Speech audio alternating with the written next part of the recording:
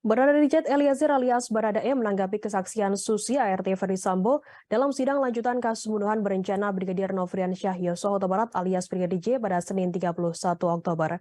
Baradae menyebut Susi banyak berbohong dalam memberikan keterangan saat sidang di Pengadilan Negeri Jakarta Selatan.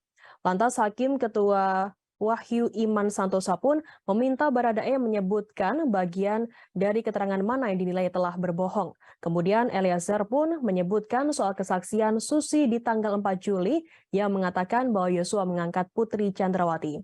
Kemudian Susi menyatakan bahwa Ferdi Sambo kerap berada di rumah yang berada di Jalan Saguling dan Duren 3. Padahal mantan Kepala Divisi Profesi dan Keamanan atau Kadif Propam Polri itu lebih sering di rumah yang berada di Jalan Bangka. Lebih lanjut, Eliezer juga mengungkapkan bahwa ia dan Sambo sempat terpapar COVID-19. Namun isolasi mandiri atau isoman itu dilakukan di rumah yang berada di Jalan Bangka. Begitu juga saat anak Ferdi Sambo terjangkit COVID-19, isolasi dilakukan di rumah Jalan Bangka. Tanya itu, Eliezer juga membantah kesaksian Susi yang menyebut bahwa Yosua atau Brigadir J tidak memiliki kamar di Saguling. Terakhir, mantan ajudan Ferdi Sambo itu juga membantah keterangan Susi yang mengaku tidak melihat senjata api yang dibawa dari Magelang ke Jakarta.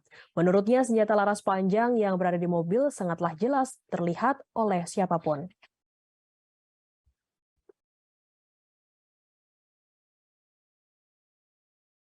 Terima kasih sudah nonton. Jangan lupa like, subscribe, dan share ya.